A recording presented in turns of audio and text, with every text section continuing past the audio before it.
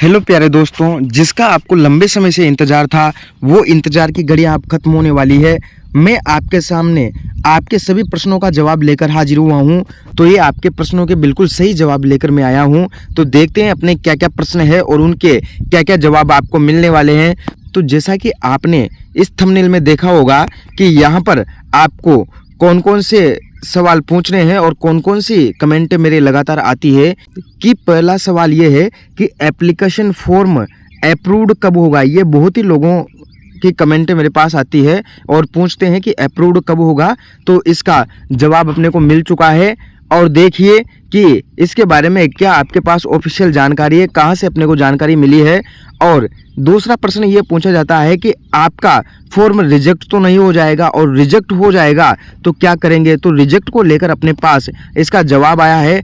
और अपना application form में करेक्शन कैसे कर सकते हैं आप लोग, कैसे इसमें आप लोग करेक्शन और संशोधन कर सकते हैं। तो इन्हीं सब महत्वपूर्ण सवालों के जवाब लेकर मैं आपके सामने आया हूं। तो देखते हैं इनके बारे में क्या ऑफिशियल अपने पास जानकारी है। तो देखिए दोस्तों, सबसे पहले अपना सवाल ये है कि आपने जो अपना एप्लीकेशन फॉर्म भरा है, चाहे वो सप्लीमेंट्री का फॉर्म हो या वो नए एडमिशन का फॉर्म हो, तो आपका जो एप्लीकेशन फॉर्म है वो अप्रूव्ड कब होगा। तो इसके बारे में जानकारी है मित्रों कि आपका जो सत्यापन कार्य है, वेरिफिकेशन या फिर इसको आप अप्रूवल भी कहते हैं, तो आपके फॉर्म को अप्रूवल कब मिलेगा, ये सत्यापित कब होगा। तो इसकी प्रक्रिया जो है वो आपके लगभग 10 से 12 दिन में शुरू होने वाली है। 10 से 12 दिन का समय लगेगा जिसमें आपका फॉर्म अप्रूव हो जाएगा। ये जानकारी अपने को AI सेंटर से प्राप्त है और उसी के आधार पर मैं आपको बता रहा हूँ कि आपका जो फॉर्म है वो 10 से 12 दिन में अप्रूव हो जाएगा। 10 से 12 दिन लगेंगे, अप्रूवल की प्रक्रिया चालू हो जाएगी। तो जैसे प्रक्रिया चालू होगी आपका फॉर्म अप्रूव हो जाएगा। नेक्स्ट अपना सवाल ये है कि एप्लीकेशन फॉर्म आपका रिजेक्ट तो नहीं हो जाएगा। अगर आपने फॉर्म में कोई कमी छोड़ी है तो वो फॉर्म आपका रिजेक्ट तो नहीं हो जाएगा, ये चिंता आपको निरंतर सताई रहती है। तो इसका जवाब ये है प्यारे मित्रों कि यदि अभ्यर्थी का आवेदन पत्र रिजेक्ट हो जाता है तो अभ्यर्थी को दस्तावेज अपलोड करने के लिए मैसेज आएगा। ये बहुत ही इंपॉर्टेंट सूचना है। तो आपका आवेदन फॉर्म अगर रिजेक्ट होता है तो वो किस वजह से होगा कि आपने जो अपने दस्तावेज हैं वो ठीक प्रकार से अपलोड नहीं किए होंगे। तो आपके दस्तावेजों को लेकर आपके जो आपने मोबाइल नंबर दिया था, जो वेरीफाइड हुआ था मोबाइल नंबर, उसी पर आपको मैसेज आएगा और उस स्थिति में अभ्यर्थी को दस्तावेज अपलोड करने हैं। जैसे ही आपको दस्तावेज अपलोड करने का SMS आए, आपको अपने दस्तावेज यानी कि अपने डॉक्यूमेंट वहां पर अपलोड करने होंगे। तो आपका फॉर्म रिजेक्ट नहीं होगा और आपको केवल ऑब्जेक्शन मिलेगा। तो आपको उस ऑब्जेक्शन को क्लियर करना है। तो ये थी इम्पोर्टेंट जानकारी। काफ़ी लोगों को इसके बारे में डर था कि फॉर्म रिजेक्ट हो गया तो फीस वापस मिलेगी कि नहीं मिलेगी।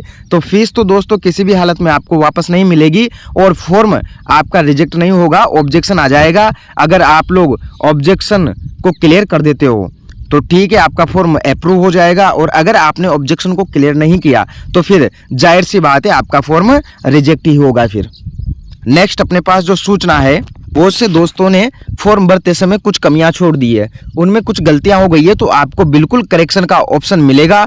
तो यहाँ पर आपने जो एप्लीकेशन फॉर्म भरा है उसमें आपको करेक्शन का मौका बिल्कुल मिलने वाला है। तो ये करेक्शन की जो प्रक्रिया है वो जल्दी आरंभ होने वाली है।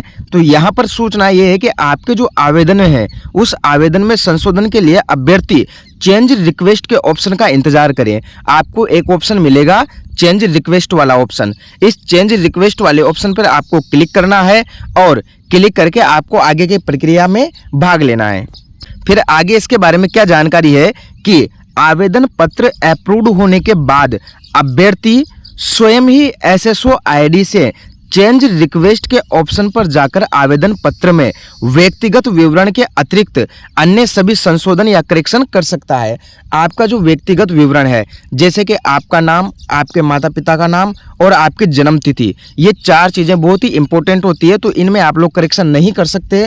बाकी जो भी आपके गलतियाँ हैं उनमें आप लोग करेक्शन कर सकते हो। नेक्स्ट अपने पास जो जानकारी है वो ये है कि आप लोग संशोधन के पश्चात जो भी आप लोग उसमें करेक्शन करोगे, एडिट करोगे, तो उसके पश्चात आवेदन पत्र को लॉक और सबमिट करके संशोधन हो जाएगा। यानी कि आपको संशोधन करने के पश्चात उस पत्र को, आपको आवेदन पत्र को लॉक भी करना है और सबमिट करना है। यह बहुत ही जरूरी चीज़ है, आपको लॉक और सबमिट करना ही पड़ेगा। नहीं करोगे तो उसका खामियाजा आपको भुगतना पड़ सकता है। तो इसमें सावधानी आपको ये रखनी है कि यदि अभ्यर्थी आवेदन पत्र को लॉक और सबमिट नहीं करता है तब वह फॉर्म पेंडिंग रह जाएगा, जिसकी जिम्मेदारी अभ्यर्थी की स्वयं होगी और वो फॉर्म रिजेक्ट हो जाएगा। तो ना तो आपको फीस मिलेगी और ना आप लोग एग्जाम दे पाओगे। तो अगर आप लोग करेक्शन करते हो तो आपको लॉक और सबमिट उसको जरूर करना है।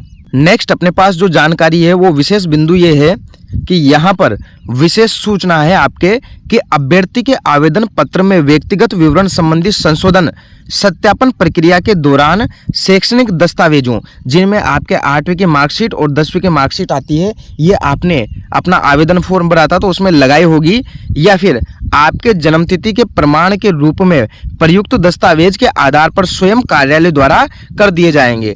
अगर आपके एप्लीकेशन फॉर्म में कुछ कमियां रहती है तो आपके शैक्षणिक दस्तावेज 10वीं 8वीं की मार्कशीट के आधार पर आपका उसमें संशोधन कार्यालय स्वयं कर देगा। आपको ज़्यादा इसमें परेशान होने की ज़रूरत नहीं है।